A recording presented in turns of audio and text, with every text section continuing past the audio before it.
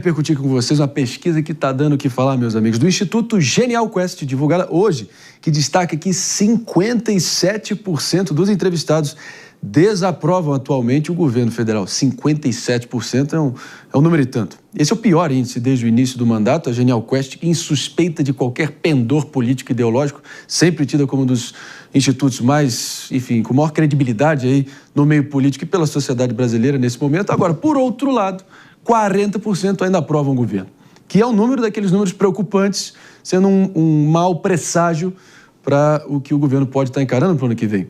Enquanto isso, 3% não sabem ou não responderam, os sempre inesquecíveis, pessoal que está completamente divorciado do que está acontecendo, não sabe o que está acontecendo, Mano Ferreira. Inclusive, foram ouvidas 2.004 pessoas, 2.004 respondentes, né, com 16 anos ou mais, entre 29 de maio e 1º de junho, em 120 dos mais de 5.500 municípios brasileiros. A margem de erro é de 2 pontos percentuais e o nível de confiança é de 95%. Meus amigos, dizem que nessa avaliação e leitura de pesquisas, né, mano, quando abre a boca do jacaré, é porque... Deixa eu fazer aqui. Quando abre a boca do jacaré...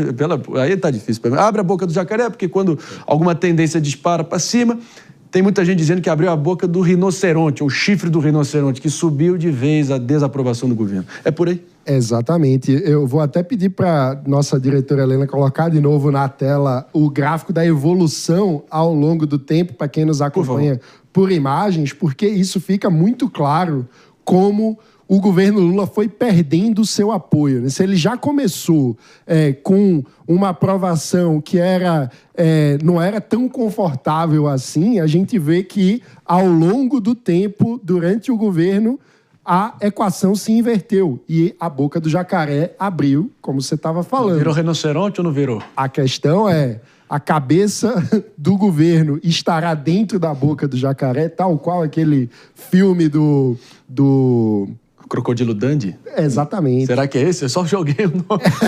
Não, é o Peter Pan, né? O Peter Pan, o Capitão Gancho. O Capitão Gancho acaba comido pelo jacaré. Maravilhoso. É o que parece que vai acontecer se o governo não for capaz de responder. E, ao que tudo indica, ele não será capaz de responder. Porque quais são as causas dessa desaprovação?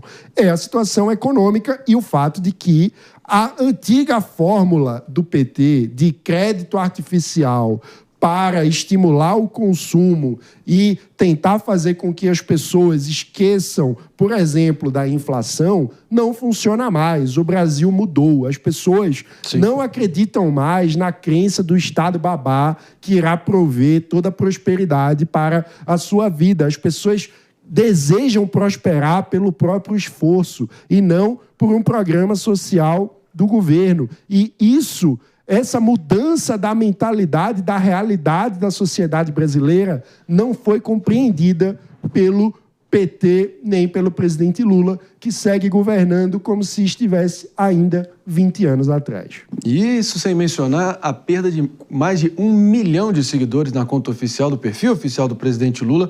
Só em 2025, nos últimos 6 meses de Écio Peixoto, muitos dos momentos mais agudos, das quedas mais precipitosas ali no número de seguidores. Lembrando, like não dá voto, seguidor não dá voto, mas que é de certa forma, um termômetro da realidade, sem dúvida é.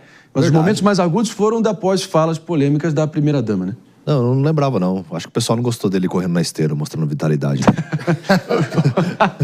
Ou dizendo que estava comendo, enfim, o ovo de ema também, aqueles momentos ali também, fazendo carinho no jabutis ali do Alvorada, de Écio Peixoto. Eu acho que essa pesquisa ela vem num momento muito interessante para a gente avaliar à luz das declarações dadas pelo presidente da República ontem. Claramente, eles estão preocupados com a lógica da aprovação. Tanto é que os programas respondem a um anseio populista. Tinham pelo menos 5 novos programas anunciados há menos de 1 ano e meio das eleições que são para públicos, para ele tentar angariar esses votos. E aí, eu acho que existe uma crise muito grande desse governo também relacionada aos ministérios. Seja no escândalo do INSS, seja na má gestão da situação do IOF pelo Ministério da Fazenda e tantos outros problemas que eles estão vivenciando. Então, está muito difícil, André, para o presidente Lula lidar com tudo isso num cenário que a economia está sendo um problema para ele, na frente também dos gastos em crescimento, mas do encarecimento das coisas. Então, quando a inflação é sentida, com os alimentos ficam mais caros, a população se revolta e a população sente. E no meio disso tudo, eles enfrentam uma crise, que eles claramente têm um tom falar. Foi o passado. Ontem ele defendeu, achei até meio contraditório, porque ele fala sobre presunção de inocência, ele fala, foi feito propositalmente, ou um ou outro, não dá para defender os dois. Mas por quê? Porque eles querem se desvincular do escândalo do INSS. Mas isso não é possível. Primeiro porque as organizações, elas são sindicais e tradicionalmente, elas foram atreladas ao Partido dos Trabalhadores ao longo de sua história. Inclusive, o próprio irmão do presidente da República estava envolvido com uma das organizações ali que estão dentro da situação, que estão vivenciando. Talvez ele não tenha culpa, talvez ele não saiba, talvez, mas a imagem para as pessoas não é essa. Exato. E eu acho que esta é a dor do presidente, porque as pessoas não vão falar, começou em 2019, as pessoas não fazem essa digressão para o passado.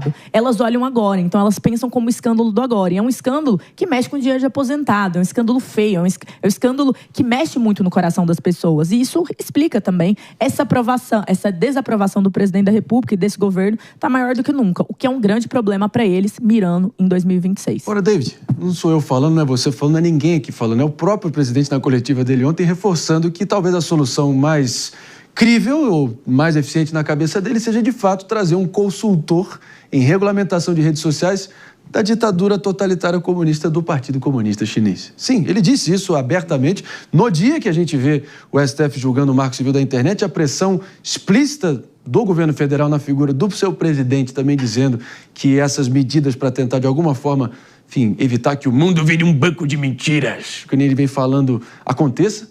Isso tudo, desculpa, agora esse tipo de sintoma, que foi muitas vezes utilizado aí, enfim, como teoria da conspiração, aí sim é um passo rumo a tal venezualização que as pessoas falam tanto à torta e direito, mas sinceramente, se algo nessa linha acontecer, é porque o governo achou o antídoto, é calar a sua capacidade de criticá-lo.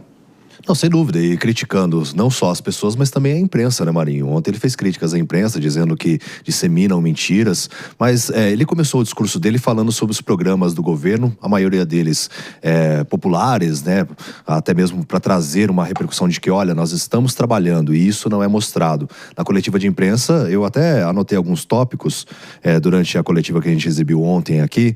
Ele falou sobre a redução do imposto de renda, isso já foi entregue? Até agora não. Está em proposta, mas até agora não há nenhum estudo concreto e até mesmo de onde eles vão tirar esse recurso para isentar as pessoas que ganham até R$5.000.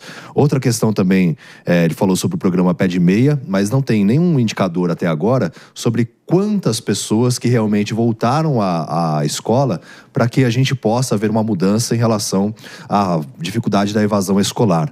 Outra questão também que ele falou que eles até reconheceram que informaram mal a transposição do Rio São Francisco, onde a fala do presidente foi concentrada de que, olha, foi Deus que escolheu ele e por isso que agora ele vai resolver essa situação, porque a seca realmente foi enfrentada porque Deus quis assim, né? E aí ele veio como grande salvador da pátria. Então, essas falas, elas vão perdendo todo o contexto, vamos dizer assim, de narrativa forte do governo, a partir do momento que a pessoa vai até o supermercado, ela vê o poder de compra dela encolhendo cada vez mais, ela vê dificuldade para conseguir manter as contas equilibradas e no sentido de que o governo poderia reduzir a máquina pública, um bom gestor, se ele fosse realmente provedor de uma empresa, presidente de uma empresa, o que ele chega e faz? Pô, isso aqui não está dando lucro. Onde que está a dificuldade? Está muito inflado? Eu tenho muitos funcionários? Então eu vou reduzir. Hoje em dia existe inteligência artificial. Então eu vou fazer uma gestão para equilibrar os nossos gastos, cortar os nossos gastos e assim eu conseguir gerar lucros em relação à produtividade da empresa. Mas é uma empresa, hoje, o Brasil, que produz muito pouco, tem muitos funcionários ineficazes, ineficientes e infelizmente a gente não vê um avanço em relação a isso. Quando se fala em reforma administrativa, é tratado como fetiche. E muitas vezes, como eu já disse aqui, é uma orgia o que eles fazem com o dinheiro público. Fetiche para alguns, mas é quase um prenúncio ali de um ritual de exorcismo para a maioria que trata a reforma administrativa, é quase um exorcismo, né? Quase que um calvário. Mas eu quero voltar aqui com a Aninha, até porque você trouxe no bloco anterior, como esse dilema da responsabilização entre os governos constituídos nos respectivos países e as plataformas, como é que faz para responsabilizar qualquer conteúdo que vai contra o ordenamento jurídico desses países? Não é só um problema nosso aqui no Brasil, mas também não é só um problema nos Estados Unidos, Europa Ocidental, no mundo inteiro. Mas também é um fenômeno global, eu diria, que a esquerda, simplesmente, em todas as suas denominações mundo afora, tem aquele meme dizendo que the left can't meme. A esquerda não consegue fazer memes. A esquerda, por incrível que pareça, soube também essa inversão. A direita é quem domina essa linguagem digital, a esquerda virou a careta, virou a patrulhadora, virou a politicamente correta. Isso já há um bom tempo e só vem agravando. E talvez por essa incapacidade de virar esse jogo, ou pelo menos equalizar isso, que talvez eles tenham que ganhar no tapetão ou ganhar calando o adversário. É por aí? André, eu Isso acho... está nos Estados Unidos, está aqui no Brasil claramente também. Não, eu acho que assim, né? O mundo, ele vive ondas. Teve uma época em que a esquerda estava em plena ascensão, porque ela tinha um projeto de país que era muito sedutor. Este projeto, infelizmente, não conseguiu ser levado adiante pela maioria dos países, o que gerou uma enorme insatisfação e, consequentemente, uma onda de crescimento da direita. As coisas, elas são, né, cíclicas. E aí eu acho que esse instrumento, rede social, ele foi, como você colocou, tem sido muito bem utilizado pela direita. O que traz para a esquerda um problema adicional, que é exatamente a dificuldade de comunicação, a dificuldade de diálogo. Então, além dos problemas do seu próprio projeto de país, que tanto esquerda quanto direita tem, existe um problema de comunicação. Se a gente olhar o governo, veja, a gente teve uma mudança recente na SECOM, exatamente porque o governo não estava conseguindo se comunicar. Houve a troca, pode reparar, o presidente Lula começou a falar mais com os jornalistas, ele tem dado mais a cara a tapa, mas isso não tem sido suficiente para amenizar o quê? Os efeitos do governo que ele está fazendo. Porque não adianta a gente ter a melhor comunicação, ou eu ser a melhor criadora de memes do mundo. Se aquilo que eu vou criar, eu não tenho o que falar. Se eu não tenho uma forma... não é a forma de dizer, é o conteúdo daquilo que eu estou falando. Então, existe esse problema, sim, mas nesses números de aprovação do governo, claramente o problema não são os memes da direita, e sim o que está acontecendo no país. Exatamente. O problema não é o coach de direita no TikTok, talvez o problema seja na capacidade de entrega e atualização do governo. Será que a dificuldade de fazer autocrítica realmente beira algo sem precedentes na história humana, eu ouso dizer, desse governo? Mas eu achei engraçado também a parte que ele falou assim: eu tô indo pra França, né, vou exibir os bons números e os resultados do Brasil, que anda muito bem, e depois, mesmo cansadinho, ele usa essa expressão, cansadinho, eu vou voltar e viajar pelo Brasil para resolver os problemas. Não, e marcou bastante que não foi só isso, ele falou sobre a agenda dele até agosto, e vários eventos, várias situações, se vocês forem notar, muitas com abordagens internacionais, buscando investimento, buscando uma certa credibilidade que nós estamos precisando. Então, assim, no geral, aquela foi uma coletiva feita e muito bem pensada, um elogio aqui à comunicação, à equipe de comunicação do governo, de fato. Arrojada. Porque ele estava bem preparado, ele claramente fez um bom media training. O presidente Lula recentemente tem dado entrevistas em que, se não tiver uma escorregada, ele já tem que abrir um champanhe. Porque falas como Deus me enviou, tudo isso, mandou a seca ali por minha causa, elas constrangem bastante. E ali não foi o caso. Ali ele respondeu, criou 19 novos programas que ninguém sabe de onde o dinheiro virá, não temos dinheiro para isso. E ele também endereçou problemas do governo atual, como críticas a determinados ministérios, Marina, a questão do IBAMA. Mas vocês perceberam também que ele fez questão de enfatizar por diversas vezes, citou nominalmente. Exatamente. Nominalmente. O Sidônio, né, que é o ministro responsável pela comunicação, dizendo o seguinte: isso daqui nem o Sidônio sabe. Mas eu vou anunciar já. Então, assim, é coisa na minha cabeça. Tudo parabéns, continue fazendo tudo errado.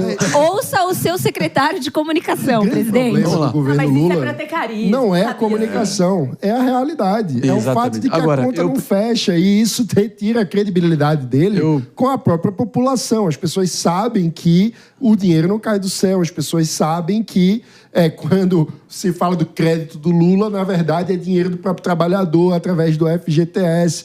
O brasileiro amadureceu sua relação com o Estado. Hoje o brasileiro é muito menos iludido. Então, quando a gente fala de uma política pública, as pessoas entendem que são elas que estão pagando essa conta, que não é uma benevolência divina, um ser iluminado enviado por Deus que está fazendo uma bondade para elas. o governo nada mais faz do que a sua obrigação, geralmente de forma mal feita. Como diria minha avó lá em Sobral, a língua é o chicote da bunda. Então tem que tomar cuidado com a língua. Tem que tomar cuidado com a língua. E também com a realidade, com a entrega.